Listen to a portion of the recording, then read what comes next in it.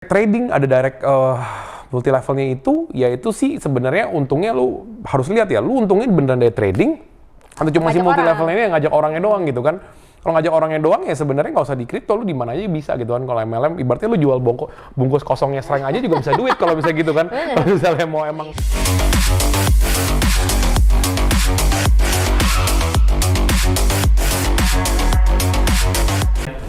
Hai Creativepreneur, ketemu lagi dengan gue Irma dan bersama dengan Kotama. Ini episode keduanya. Jadi kalau misalnya teman-teman belum lihat episode pertamanya, penasaran gimana doi mulai usahanya dan gimana punya pola pikir yang luar biasa dan merajai satu pulau itu kayak gimana, sok atuh ya di episode pertama. So kok kita lanjut lagi ngobrolnya kok. Kan tadi kita udah belajar dari lo mengenai background lo dan gimana lo bisa punya insight-insight mengenai cara berbisnis dan segala macem. Gue mau tahu dong kok, kalau misalnya ngelihat dengan Indonesia saat ini, Indonesia ya dibandingkan dengan secara global nih. Perusahaan-perusahaan sekarang ini kan kayak kita ngelihat banyak banget yang sudah terpapas. Bener dong, dengan perubahan-perubahan secara global yang mau nggak mau Indonesia juga menyerap gitu loh. Nggak bisa kita tutup pintu ya, seperti mungkin kita sebutlah negara China kan gitu. Dia tutup pintu dengan perkembangan dan segala macam. Tapi Indonesia ini adalah ya secara global bisa masuk gitu loh dan menerima aja dan banyak kalau tadi kan kita ngebahasnya sempat di episode sebelumnya adalah old school-nya Indonesia ini masih ada sebenarnya gitu. Bener kan ya? Old school-nya tuh masih ada banget dan ini yang akhirnya banyak patahan-patahan yang terjadi di Indonesia. Kayak pertama kali kita lihat Gojek lah dan segala macam yang banyak dibabat abis seperti apa peraturan yang akhirnya memberatkan mereka sebenarnya sempat gitu. Nah, Indonesia sendiri tuh sebenarnya menurut lo nih kok, menurut lo sesiap apa sih nerima itu? Berapa persen siapnya? Oh, kalau menurut gue sih Indonesia kalau kita bilang tahun ini ya, apa tahun depan ya, sangat siap ya. Soalnya bisa kita lihat ya, misalnya kemarin si Bukalapak baru IPO gitu kan. Itu aja sebenarnya udah kasih lihat ke dunia bahwa Indonesia tuh punya perusahaan marketplace yang sekelas ini gitu kan. Bahkan apalagi nanti tahun depan kan rencana kalau nggak salah April ya. Kalau lancar kan si Goto juga mau IPO kan. Itu juga of course mereka IPO pun pasti kan ada restu dari pemerintah kita juga kan. Benar. Nah bayangin mereka tuh IPO kalau gosip-gosip beneran 40 billion itu kan 600 triliun kalau nggak salah gitu kan. Nolnya banyak banget tuh udah. Ya kan? Itu kalau misalnya sampai itu dia terwujud gitu ya, 600 triliun, dia bisa IPO segitu, itu berarti tuh bayangin ya, dia bawa uang segitu banyak ke Indonesia. Itu perusahaan startup sama perusahaan-perusahaan apa ya bisa dibilang e-commerce yang akan ikut masuk ke Indonesia tuh berapa banyak gitu. Gue punya teman juga yang kerja di satu perusahaan venture capital gitu yang lumayan gede di US dan dia punya cabang juga di Indonesia. Bahkan mereka itu tuh dibayar satu bulan itu kalau nggak salah tuh berapa miliar gitu ya untuk buka jalan setiap bulan minimal harus ada 10 startup dari negaranya mereka Israel yang masuk ke Indonesia yang bisa dikenalin sama partnernya di Indonesia gitu. Jadi tuh, ya, jadi se-ready itu sebenarnya di Indonesia tuh untuk di bidang startup. Kenapa sih orang ngomong startup gitu ya? Apa bener sih startup tuh semenguntungkan itu? Toh sampai hari ini kan semua masih bakar uang gitu kan sebenarnya. Bener. Cuman ya anyway, kita ngelihat sekarang memang kalau lihat ya dari 1990, 2000, tahun ke tahun 2000, 2010 itu tuh belum ada terlalu perkembangan yang signifikan gimana banget kan. Breakthrough-nya ya baru pas di 2010 atas gitu. Di Cina udah mulai dengan apa namanya Taobao-nya mereka, terus udah gitu di US juga Amazon-nya makin menggila gitu kan. Terus di Indonesia 2013-2014 Tokopedia baru mulai launching, terus akhirnya sekarang bisa mulai dia merger sama Gojek, terus dia mau mulai IPO gitu kan. Jadi sebenarnya kalau lihat di progresnya menurut gue sih tahun ini Indonesia tuh siap banget dan infrastruktur Indonesia tuh menurut research ya sebenarnya kita tuh one of yang paling ready di dunia untuk memfasilitasi yang begini-ginian gitu. Not bad lah, oke lah kalau misalnya kita ngomong IT, kita ngomong teknologi tuh masih larinya ke India gitu ya. Tapi Indonesia itu menurut gua salah satu yang paling oke di Asia Tenggara karena kita tuh rakyatnya banyak banget kan. Bisa dibilang di Asia Tenggara ya, itu tuh Indonesia tuh yang paling banyak perusahaan-perusahaan startup unicorn-nya gitu. Karena ya basically kita penduduknya 270 juta. Itu yang terdaftar, yang nggak terdaftar mungkin ada 30 juta lagi kan, 10% lagi minimal desa-desa gitu di kampung-kampung. Jadi itu Indonesia tuh market besar banget. Lu bandingin kita ngomong kayak zaman dulu kan, kita selalu dibawa bayang-bayangnya Malaysia. Malaysia unicorn cuma satu kalau nggak salah. Di situ nggak banyak. Terus kalau nggak salah ada unicorn lagi itu di Filipina kalau nggak salah. Even Singapura nggak punya, Vietnam nggak punya, Thailand gue nggak tahu punya apa nggak gitu. Jadi kelihatan banget kita tuh memang bener-bener potential market untuk seperti itu. Dan pemerintah gue yakin juga mereka juga pelan-pelan sekarang kan mulai mensupport gitu. Jadi misalnya kayak Pak Pandu Syahrir itu kan sekarang aktif sekali tuh ya di bidang fintech gitu kan, apalagi digital banking, terus peer-to-peer lending dan lain-lain tuh baik banget kan. Jadi menurut gue dari pemerintah itu ya pasti juga mereka juga udah lihat opportunity dan mereka juga pengen serap sebaik-banyaknya. Apalagi bayangin duit 600 triliun masuk Indonesia tuh kalau nggak diserap kan mubazir banget kan. Iya dahsyat banget itu efeknya. Jadi tahun depan ini kalau setelah Gojek dia Goto ini IPO, wah gua rasa sih industri startup Indonesia tuh bakal manis banget tahun depan ya gitu. Lu bikin perusahaan apa aja bisa. Kalau it makes sense ada orang yang grab, lu punya big data, lu pasti diakuisisi sama Goto langsung tahun depan. Seperti itu. Dahsyat ya. Tapi kalau misalnya, ini kan kita ngelihatnya adalah secara ya secara big picture-nya, benar dong kok. Big picture-nya kita infrastrukturnya siap dan segala macam. Tapi masih banyak banget nggak sih menurut lu ketimpangan dengan masyarakatnya? Maksudnya, oke, Tokopedia udah siap dengan kita udah banyak banget. Maksudnya kayak Lazada pun mbak gua dia pakai Lazada untuk belanja dan segala macam. Maksudnya yang mereka memang ada di kota-kota besar. Tapi kan Indonesia ini dengan kepulauan yang banyak yang apa ya dibilangnya kepulauannya tuh banyak dan masih banyak yang masih mundur lah.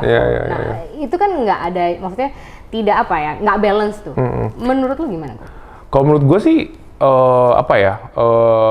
sumbangsinya startup ini ya itu justru bakal ngebantu yang orang-orang kayak yang di desa-desa di perkampungan. Oke lah, kita taunya misalnya kayak Tokopedia, Shopee dan Bukalapak gitu ya misalnya, atau Ralali atau apa gitu, yang banyak di kota-kota besar gitu. Tapi kalau kita masuk lebih dalam lagi sebenarnya banyak startup di Indonesia juga yang kayak semi marketplace gitu ya. Mereka tuh udah ada program-program program Ibu RT gitu. Jadi Ibu RT itu kan biasa kan dia arisan gitu kan sama ibu-ibu sekitarnya gitu ya. Jadi Ibu RT itu dia jadiin agen jualannya. Jadi barangnya itu tuh dijual ke Ibu RT dapat komisi agen jualan, terus didistribusi ke orang-orang desa-desa situ. Kalau nggak agen ibu kepala desa itu banyak banget sekarang program-program gitu.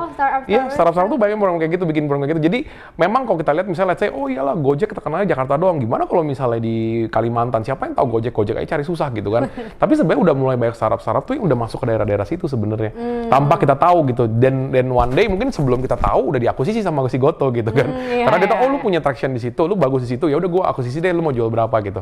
Kayak gitu. Karena kayak temen gue juga satu, dia punya perusahaan kecil, kita nggak pernah tahu di Indonesia, kayak tiket.com, kayak booking.com gitulah. Dia namanya Airpass tuh. Dia gedenya nggak di Indonesia, dia gedenya tuh di Vietnam, Filipina, Malaysia gitu. Dia tiba-tiba sekarang lagi ngobrol sama Shopee, gitu kan. Nah jadi kan kayak, berarti kan intinya prinsipalnya ada di sana gitu. Ketika lu bisa punya traction, lu bagus, ya gue tinggal akuisisi aja gitu. Toh mereka uang banyak 600 triliun gitu kan. Jadi mereka butuh misalnya butuh masuk market sana, mereka butuh belajar market baru, ngapain kalau bisa beli aja perusahaannya langsung gitu. Ya belinya tinggal mau beli berapa, nego-nego sama ownernya gitu kan. Kalau misalnya nggak mau, ownernya juga takut. Wah, ini gue dia bikin situ mati nih gue gitu kan. Makanya orang juga kan mikir, owner juga mikir daripada gue jadi musuh mending gue kerja sama kan. Jadi kan sekarang yang kondisi seperti itu. Jadi menurut gue startup tuh lumayan sehat untuk ekosistem Indonesia. Karena kalau lu sama ini kan pemerintah Indonesia itu paling dia ngandelin dari BUMN, kalau enggak kan organisasi yang dibawa ke pemerintahan yang jujur mereka juga operasionalnya masih dari dana-dana CSR, ya kan? Jadi kan setengah mati tuh mereka jalannya juga kan, nggak bisa maksimal gitu kan, dan controlling ke bawahnya juga kan nggak profesional semua, ribet banget kan. Nah jadi kalau udah ada startup ini lebih mudah lah kalau menurut gua untuk kita masuk ke pasar market yang lebih di desa-desa dan kampung-kampung gitu. Betul. Makanya kemarin gue juga denger ada salah satu podcast yang bilang adalah kalau misalnya nih startup dipegang sama konglomerat pasti berantakan. Lu setuju atau nggak tuh? Konglomerat zaman dulu mungkin ya, dengan old school-nya. Sebenarnya kalau lu perhatikan ya, startup di Indonesia ya, itu ownernya konglomerat semua sih. Konglomerat baru ya, karena itu konglomeratnya banyak konglomerat lama kok. Banyak kok. Konglomerat lama itu sekarang tuh mereka lagi sibuk invest di ini. Mereka tuh lagi sibuk nyari barang yang bagus malah. Maksudnya nyari startup yang bagus malah sekarang di Indonesia tuh. Jadi menurut gua kalau punya konglomerat lama gitu ya, nggak gini, karena kan ketika lu invest di suatu startup ya, itu biasa tuh ada yang namanya shareholder agreement gitu ya kan. Shareholder agreement itu biasa tuh nanti lu ada deal sama orang bicara sama si investornya, lu mau manage apa gue manage atau lu mau advisory doang atau seperti apa gitu. Jadi kebanyakan kalau misalnya memang dia misalnya kita tahu nih kita punya perusahaan bagus dan kita mau manage gitu ya, kita nggak perlu mereka yang manage gitu. Jadi nggak ada konflik of interest di situnya gitu. Betul. Jadi tergantung si startupnya ini mereka mau bikin shareholder agreement-nya gimana sama si investornya gitu. Benar. Kecuali misalnya di startup yang kurang bagus terus udah sesek mau mati gitu ya, nggak punya uang operasional lagi. Ya udah lu mau gimana? Gue bitching out aja deh gitu, ikut aja deh gitu kan. Akhirnya ya kalau gitu ya diatur sama kepentingannya si Konglo itu tersebut. Cuman kalau memang enggak ya menurut gue oke-oke aja. Karena menurut gue sih kalau misalnya lu startup jelek, ya lu diinvest sama siapapun hasilnya akan jelek ya kan. Iya. Kalau misalnya lu startup bagus ya lu pasti nanti hasilnya bisa bagus gitu. Lu benar-benar make impact to community kan gitu. Mungkin lebih oke-nya konglomerat emang cocok untuk invest. Mereka emang fokus invest. Karena Iya. emang yang gue dengar pun itu ada satu konglo yang luar biasa di Indonesia itu memang setiap minggunya harus ambil startup baru gitu loh. Itu keren Iya. sih. Tapi untuk nama yang ngejalanin karena butuh dengan dengan kreativitas tinggi mungkin lebih cocok adalah si owner yang ini yang Betul, pure betul. bener ya. Oke, kok sekarang gue tanya, ini kan lu punya bisnis yang kayak gini berfokus nggak sih nanti ada pengen ke digital nggak sih lo? Iya, sebenarnya gini, untuk di bidang besi baja kita sama logistik kita, itu kita lagi bener-bener step up buat ke digital sebenarnya. Cuma memang kita juga consider marketnya belum siap, terus juga memang infrastrukturnya belum ada kebetulan di industri gua gitu. Cuma memang kita udah siapin semua, udah prepare juga kok. Kita udah mulai branding, kita udah mulai digital marketing juga udah ada. Bahkan kita hire, sekarang tahun ini, kalau di bidang besi baja ya, kebetulan 1 bulan lalu gue baru diundang ke Krakatau Steel ya. Mereka baru launching namanya Crush, jadi Krakatau Steel Marketplace. Iya. Nah, itu gue udah mulai kayak dibogem bala gue nih. Kalau besok-besok gue udah nggak bisa jual seenak-enak harga gue lagi. Orang kalau pinter semua tinggal buka websitenya si marketplace-nya, harganya segini, gue jual segini langsung dimaki-maki gue sama customer kan. Nah, jadi sekarang tuh udah mulai mau masuk ke sana. Cuman memang kalau misalnya si Krakatau Steel dia ngembanginnya bener-bener ngembangin banget nih si kerasnya ini, mungkin ya orang-orang kayak gue ini akan susah gerak nih mungkin kayak 3-4 tahun lagi gitu. Makanya tergantung juga Krakatau Steel gimana. Cuma anyway itu udah jadi wake up call buat gue untuk mulai kan. Kita memang sebenarnya udah mulai dari 2019 sebenarnya untuk seperti ini. Cuma memang kita nggak fokusin karena memang jujur timnya kita juga nggak ada gitu. Karena beda ya sama startup zaman sekarang ya. Kan gampang banget cari-cari anak-anak yang baru lulus gitu kan, yang muda-muda pengen kerja di startup gitu kan, kayak keren gitu kan, kerjanya juga kayak nggak panas gitu kan. Mereka pengennya tuh adem-adem enak-enak gitu kan kalau anak-anak Gen Z zaman sekarang gitu kan. Jadi mereka tuh kayak nggak mau gitu kerja-kerja di industri-industri yang kayak gue gitu. Karena mereka anggapnya old school banget. Nah cuman makanya akhirnya manpower yang kerja di tempat kita gitu ya, itu tuh anak-anak yang dulu-dulu banget gitu. Maksudnya tipe-tipe style yang zaman-zaman dulu gitu. GM-nya gue, manajer gue tuh semua orang-orang dari industri konvensional yang dulu. Makanya kenapa gue 2020 akhir gue juga mulai kayak begini gitu ya. Itu karena juga memang gue realize gue di company ini gue jadi motor satu-satunya untuk penggerak untuk mereka mulai digital gitu. Karena mereka tuh nggak ada keinginan untuk mulai ke sana gitu. Jadi udah biar gimana pun kita nge-push dari atas, tapi dari bawah ini nggak ada yang bisa gerak. Karena mereka tuh simply nggak ngerti dan nggak bisa gitu, nggak punya skill setnya gitu. Makanya tahun depan juga kita udah consider kalau memang ini masih stuck seperti ini juga, mungkin tahun depan pertengahan kita mau bikin startupnya kita sendiri untuk ngelawan company kita sendiri gitu. Jadi kita untuk nunjukin staff-staffnya kita. Jadi kita udah lagi consider langkah agresif sampai seperti itu gitu. Karena kalau nggak kayak gini mungkin 10 tahun lagi bisnis gue udah nggak ada. Ya, kalau misalnya semuanya udah buy online gitu kan, kita ngomong sekarang oke lah masih consumer goods semua gitu kan, makanan, minuman, fashion, stuff dan aksesoris gitu-gitu kan yang baru di digital. Cuman 10 tahun lagi mungkin di bidang gue nih udah online semua dan gue di mana di situ waktu pas itu gue lagi posisi gue tuh di apa gitu kan. Nah itu yang harus dikonsider 10 tahun lagi dari sekarang gitu. Oke, siap keren sih kok. Terus kok sekarang kan lu lagi gembor masalah kripto nih, bener dong? Dengan strength lo, dengan sebenarnya itu bagi gua itu ciamik sih. Lo mensponsori strength lo dengan memberikan edukasi dijahitnya seperti itu kripto. Kalau di Indonesia sendiri kok, menurut lo perkembangan kripto itu seperti apa sih? Maksudnya pola pikirnya ya, karena kan banyak yang sekarang ini ya yang masih muda-muda ini yang pengen berharapnya rebahan, ya kan? Berharapnya rebahan, kipas-kipas cuannya kan. Ini menurut lo di Indonesia ini gimana perkembangannya kriptonya kok?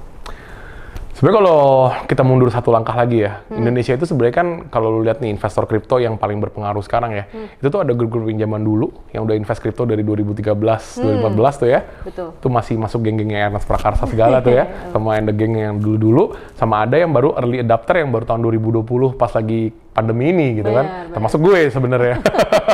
Nah, jadi beda banget cara mindsetnya tuh, orang-orang yang udah invest dari zaman dulu sama yang baru invest sekarang. Yang baru invest sekarang ya gitu memang mereka mungkin secara fundamental tuh secara exposure mereka ke crypto stuff sama perkembangan market kriptonya tuh mungkin kan pendek ya. Jadi taunya yang lagi pandemi gini aja gitu. Jadi mereka tuh assume ini market kripto ini bakal bear selama-lama, bakal bull selama-lamanya, bakal naik selama-lamanya gitu kan. Nggak ada resiko ini, nggak ada resiko apa gitu kan. Pokoknya ini pasti bisa naik gitu. Mereka padahal sebenarnya kebanyakan dari mereka mungkin kalau gue lihat ya, mereka tuh nggak ngerti kripto itu apa sebenarnya gitu. Masih lebih mending gue lebih ngerti dikit-dikit gitu kan ketimbang mereka. Okay. Jadi mereka tuh cuma promote aja for their own for their own interest gitu. Cuman ya kalau menurut gue sih yang kurang tepat dan yang tepat kalau menurut gua, kalau lihat dari sisi pandang untuk perkembangan kripto, itu sama-sama sehat gitu. Misalnya, banyak orang misalnya bilang kontroversial, Indra Kents begini, gitu, ya, promosi kriptonya nggak bener apa-apa gitu. Tapi menurut gua, Indra Kents, dia meramaikan dunia investasi kripto di Indonesia. Karena dia kayak begitu, jadi orang mengenal kripto gitu kan. Jadi ya, sorry to say, walaupun misalnya dia kadang-kadang suka error, tapi menurut gua ya masih oke karena dia membantu pertumbuhan dunia kripto. Tinggal nanti dari exposure-nya dimasukin ke sana, tinggal nanti edukator-edukator di dalam dunia kriptonya diajarin yang bener dalam dunia kripto seperti apa. Karena kan kita butuh orang untuk yang bisa bawa masa masuk ke sana, dan dari situ menurut gua salah satu orang yang sekarang paling populer untuk bawa masa ke dalam dunia itu gitu kan. Jadi makanya ya menurut gua sih perkembangannya masih akan terus ke sana. Cuman kita 2022 nggak tahu nih, karena kalau menurut orang-orang yang OG si yang udah main kripto udah lama banget, mereka bilangnya tahun 2022 ini akan bear habis-habisan katanya kan. Jadi ya ini kita lihat bagaimana gitu. Kita lihat apakah teori mereka benar gitu, karena mereka ngelihatnya udah dari 2 sampai 3 siklus yang sebelumnya gitu kan. Ya, jadi kita lihat aja nanti siklusnya benar nggak kata mereka seperti itu gitu kan. Cuma kan mungkin market kripto pasti sekarang berbeda sekali gitu. Di luar negeri sekarang kalau lu lihat udah mulai ada di Singapura contohnya, beberapa bank tuh udah mulai jualan aset kripto ke retail gitu kan. Benar. Dan zaman dulu kan waktu pas masih jelek itu kan kripto nggak bisa main future, nggak bisa main short, nggak bisa main long gitu kan. Sekarang kan udah bisa main short, main long. Kalau misalnya market mau turun ya kita main short aja terus gitu kan.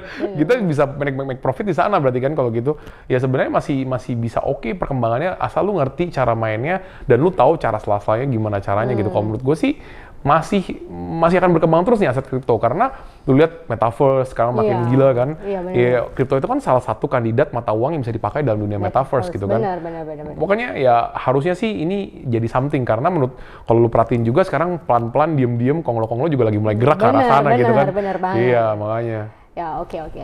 Dan maksud gue gini kok, kan sekarang juga langsung kalau misalnya kripto kan mereka masih bingung nih antara gua memang mau trading atau gua mau mining. Oh, oke. Nah, menurut lu kok dari sudut pandang lo nih untuk dibagikan ke mereka, itu lebih menguntungkan yang mana kok?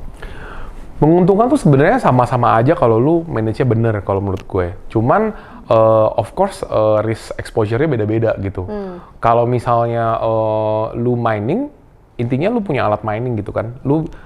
Yang lu mining itu tapi bisa juga nggak make money gitu kan. Ada resikonya kalau ketika market drop sekali, untung lu di antara kecil banget, jadi BEP mesinnya lama banget, atau enggak bahkan untungnya itu aja nggak bisa tutupin operational cost lu gitu kan. Hopefully sih enggak ya. Hopefully tahun ini hopefully mulai dari hari ini nggak kayak gitu lagi, karena kan adapter kripto udah makin banyak kan. Cuman lu tetap punya resiko, lu di alat itu lu udah investasi. Alat itu bisa rusak, bisa hilang dicolong orang, atau enggak bisa nggak menghasilkan malah jadi beban lu kan gitu. Tapi kalau lu memang believer, miner sejati, ya lu kumpulin koinnya ketika market naik baru lu jual di situ gitu kan. Nah kalau misalnya lu trader, resiko lu apa? Resiko lu ya kalau misalnya market kemarin crashnya kayak orang gila, ya itu capital lu habis tuh langsung semua kan. Ya resikonya seperti itu aja. Atau enggak misalnya kayak teman gue kemarin main yang coin matching kena delist, 200 juta hilang gitu langsung dalam berapa hari gitu kan. Nah itu kan ada juga seperti itu kan. Ada yang koin dipom-pom bisa langsung ratusan ribuan persen, terus bisa langsung jebol lagi gitu kan. Grafiknya benar-benar begini gitu. Jadi itu kan resiko lu, capitalnya lu yang lu masukin di situ. Kalau misalnya dalam mining ya capital lu masih dalam mesin. Sesial-sialnya nih lu masih bisa jual mesinnya ke orang lain gitu kan. Benar. Nah kalau misalnya itu udah hilang, kalau misalnya capital lu hilang ya capital lu hilang semua gitu. Nah kebetulan gue nggak cocok sama cara trading juga karena kan gue harus standby juga ya. Kalau trading tuh gue harus aware market naik turun apa gitu kan. Jadi gue nggak ada waktu untuk ke situ karena gue harus urusin kerjaan-kerjaan gue yang lain gitu. Makanya gue lebih cocok untuk mining sih karena basically karena risk profile-nya tuh kayak gitu. Jadi gue lebih suka yang si mining dan memang bisnis gue itu kan lebih ke konvensional semua ya. Jadi gue memang cocok untuk invest alat menghasilkan uang, ya udah gue happy daripada gue harus mainin terus lihat uang gue ngambang-ngambang. Iya, hati naik turun terus udah gitu kemarin juga exchangernya tiba-tiba berapa jam nggak bisa ditarik, waduh mati deh. Bisa pusing kayak gitu. Iya. Serangan mendadak gitu. Iya makanya.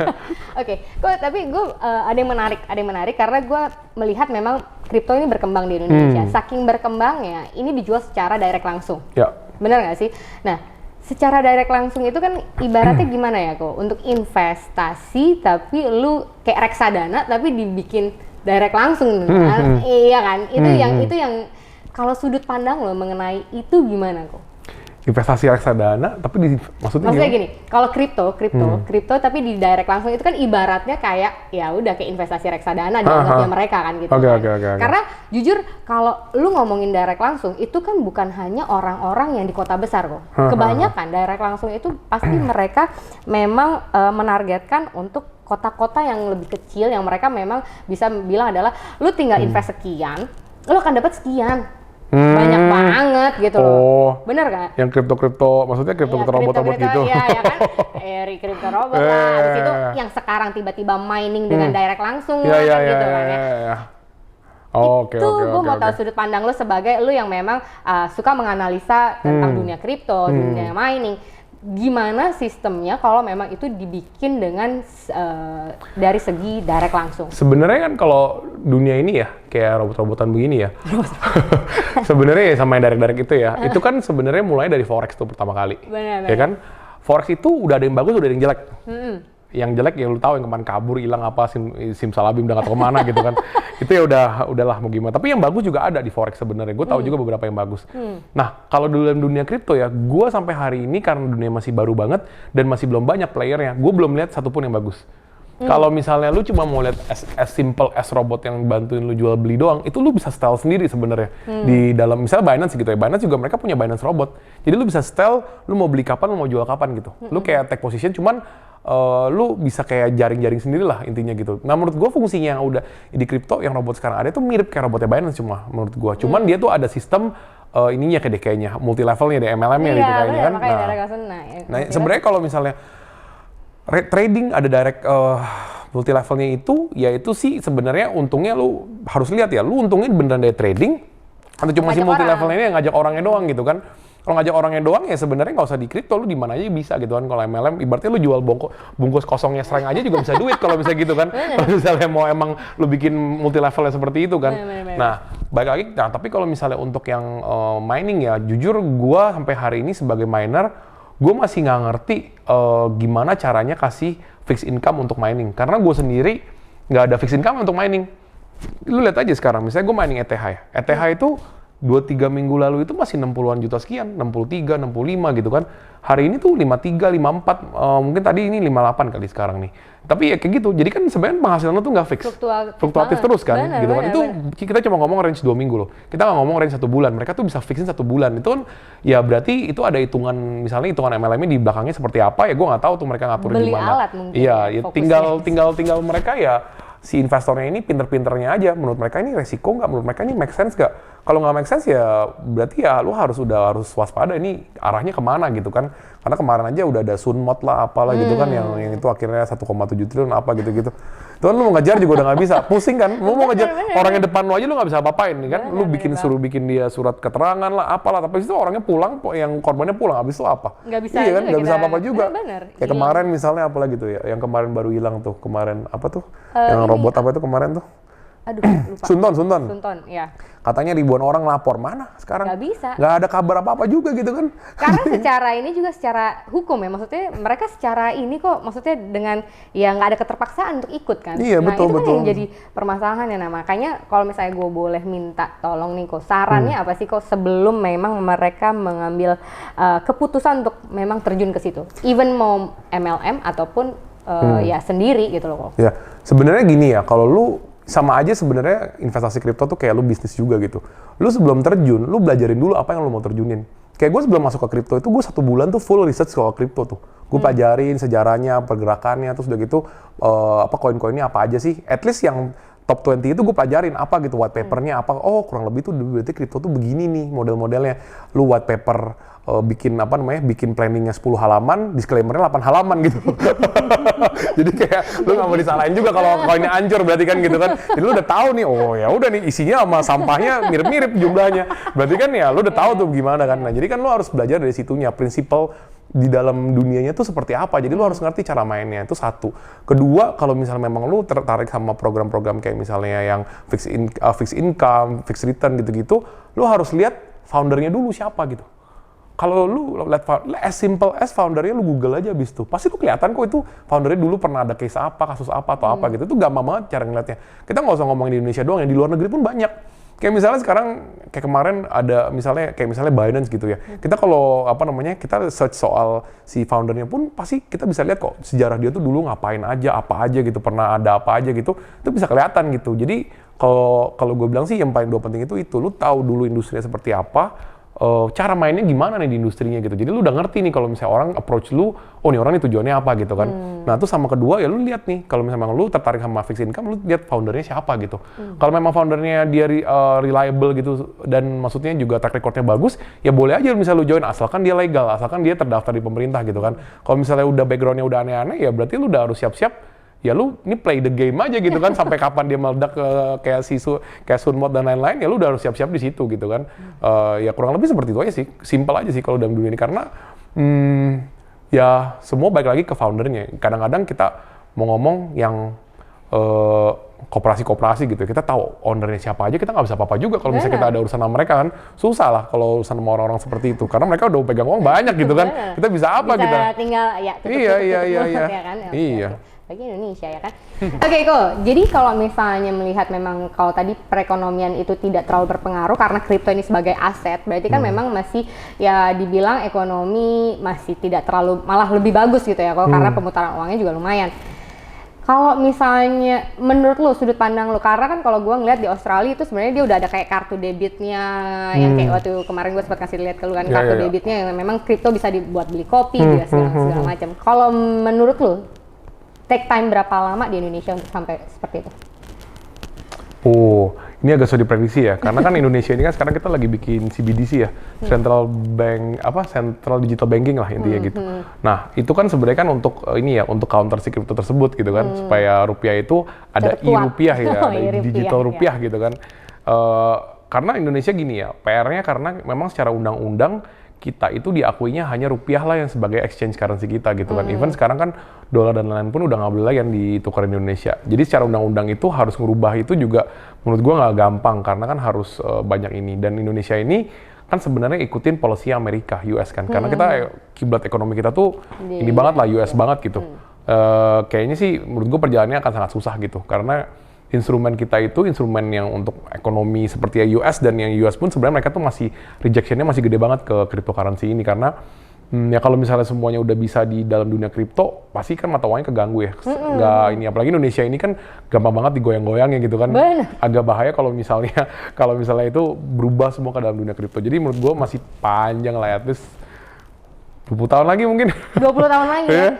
Tapi dengan metaverse gimana kok menurut lo? Metaverse Indonesia pun sebenarnya kalau kita mau ngomong jujuran ya, adopsi kita belum tentu yang jadi awal-awal. Di US ini kan baru mulai, research-nya belum ada dunianya. Kita ngomong apa yang ada di US hari ini, biasanya di Indonesia tuh baru 10 tahun lagi. Baru 10 tahun. Ya kan? Berarti Indonesia mungkin 10 tahun lagi baru mulai belajar masuk metaverse, baru populernya 10 tahun lagi. Jadi 20 tahun lagi Indonesia mungkin baru bisa belajar. Gue nggak tahu ya, apakah akan dipotong nih karena sekarang digital udah makin kencang ya. Cuman menurut gue sih apa yang ada di sana nggak mungkin langsung ada di Indonesia gitu. Jadi penggunaan si kripto di dunia ini, di dunia bisnis apalagi menurut gue masih jauh banget lah. Kecuali lu kayak di dunia game ya, itu emang udah dipakai dari zaman dulu ya. Tapi kalau di dunia bisnis, no, I don't think so.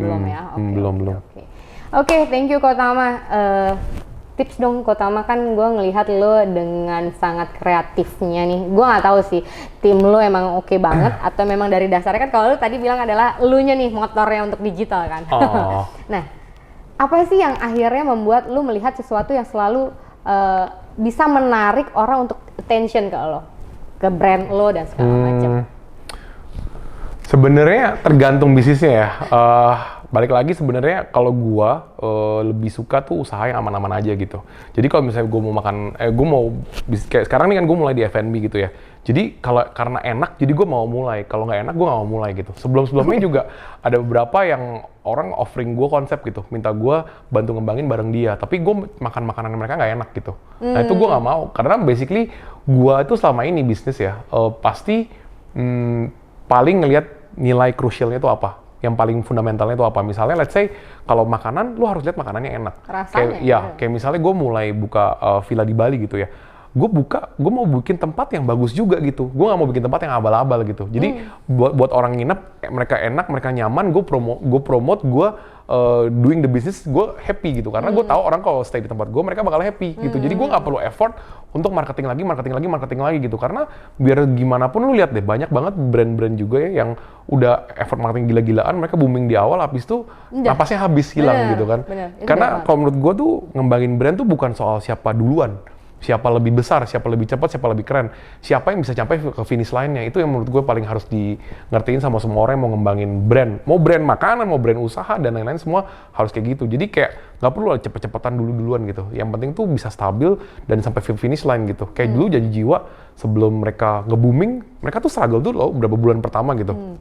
Nggak ada yang misalnya pakai efek booming, pakai apa terus langsung kayak orang gila ekspansinya gitu kan. Tapi mereka pertama struggling, tapi begitu udah tahu mereka bagus, akhirnya semua orang mau. Itu kan lebih enak seperti itu sebenarnya kan. Stabil dan juga semua orang yang beli sama lu atau mitra lu atau apa itu semua happy gitu kan kalau ambil brand lu gitu. Oh, I see. Tadi gue mau nanya lagi sebenarnya gini kok, kayak mengenai marketing ya. Tadi kan lu bahas marketing. Sebenarnya berapa persen yang lu keluarin untuk marketing? Sebesar apa? Karena kan tadi bilang jor-joran di depan segala macam, terus nggak ada nafas. Lo sendiri kalau misalnya boleh tahu nih, kira-kira berapa persen sih khususnya untuk marketing? Jadi tergantung usaha, tergantung beda-beda ya. Kalau misalnya di usaha besi baja gue itu, 1 tahun itu gue keluarin budget marketing itu sekitar 1-2% dari omset. 1-2%? Iya, 1-2% dari omset. Itu kalau di bidang konvensional gue. Okay. Nah, kalau di bidang F&B ini jujur lebih banyak sih. Karena ini kan kita juga aktivasi brand ya.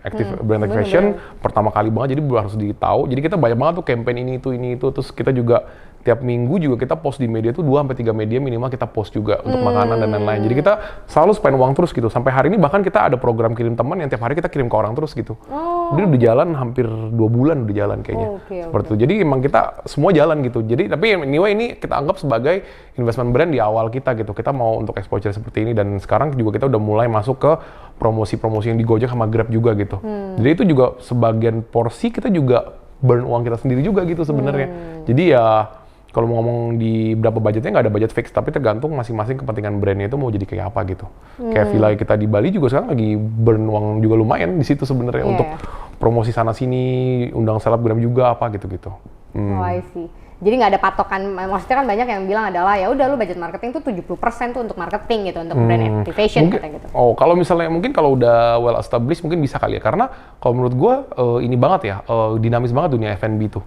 Kalau gue nggak tahu mungkin kalau teman-teman yang lain ya, cuma kalau di bidang gue lihat misalnya gue mulai, ternyata nih mau Natalan nih, orang lagi promosi gede-gedean, akhirnya kita juga nggak bisa kalah kan. Kalau misalnya kita kalah, ntar kita malah omsetnya turun gitu kan.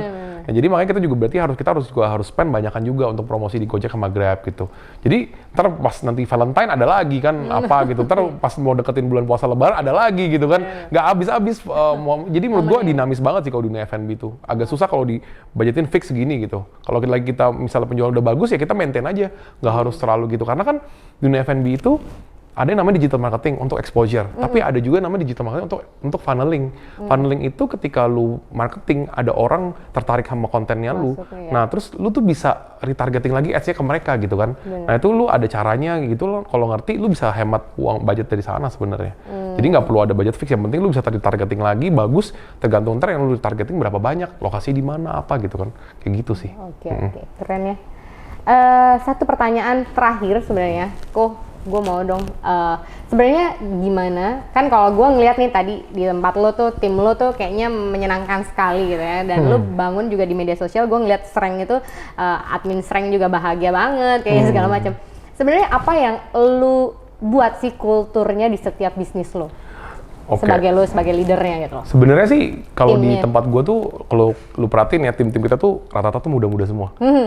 Gue lumayan tim gue tuh ya, gue berusaha untuk nyari yang semua tuh di bawah gue semua umurnya. Gitu. Jadi gue masih lebih senior di kantor gitu. Karena perkara umur. Iya, perkara umur. Karena to be honest ya, di Indonesia tuh memang masih penting banget yang namanya umur gitu. Kadang-kadang kalau yang lebih tua daripada kita, mereka lebih nggak mau dengerin kita gitu kan. Jadi kita tuh lebih mau cari yang di bawah kita, tapi juga kita maunya tuh cari tuh yang setipe semua sejenis semua gitu. Maksudnya karakternya tuh yang mirip-mirip semua gitu. Jadi mereka pas masuk tuh ya kayak anak kecil, lu baru mau masuk sekolah, lu lempar sana, kalau anak-anak yang fun langsung semua kan gitu. Kayak gitu. Kita lebih pengennya sih kayak gitu. Kita pengen bikin culture itu lebih casual. Kita nggak mau terlalu yang ribet-ribet gitu sih. Karena untuk mendapatkan efek si startupnya juga, kita juga mau nggak mau harus kayak gitu. Karena kalau nggak, kita susah cari orang kalau nggak. Kalau kita mau yang style old school zaman dulu. Karena teman-teman gue pun ya banyak juga yang pengusaha-pengusaha zaman dulu dari orang tuanya gitu ya. Staff-staffnya zaman dulu semua. Ya teman gue sekarang susah mau komunikasi sama mereka gitu. Bukannya susah karena nggak bisa ngatur mereka ya, tapi memang cara kerjanya, etika kerja itu udah beda sekali gitu. Jadi nggak bisa nyambung gitu ya, ribut terus, stres terus tiap hari gitu. Gue liatin ya ngapain ya kayak gitu. Ya kan? Karena ngerubah kultur itu paling susah kan ya? Susah sekali betul. Oke, anyway, thank you banget Kotama. Hari ini gue seneng banget, ya se-excited itu dari kemarin-kemarin kan, akhirnya kebongkar juga seperti apa isi kepalanya ya kan teman-teman. Oke, thank you banget, dan gue berharap lo para creative planner bisa berpikir lebih dinamis lagi, lebih kreatif lagi seperti Kotama, dan banyak sudut pandang yang memang dia pelajari terlebih dahulu sebelum benar-benar FOMO gitu loh. Benar-benar emang harus pelajarin sendiri gitu ya kok ya. Dan di sini yang menguntungkan adalah lo harus melihat yang untung diri lo, karena kalau misalnya lo melihat dari orang lain itu permainannya pasti beda kan. Belum tentu permainannya memang menguntungkan buat lo juga. Just di lo. Oke, thank you banget, dan lo harus tetap semangat berkreasi dan berkarya untuk Indonesia maupun untuk diri lo. Thank you Creative Planner, thank you Kotama. Sampai ketemu lagi and bye.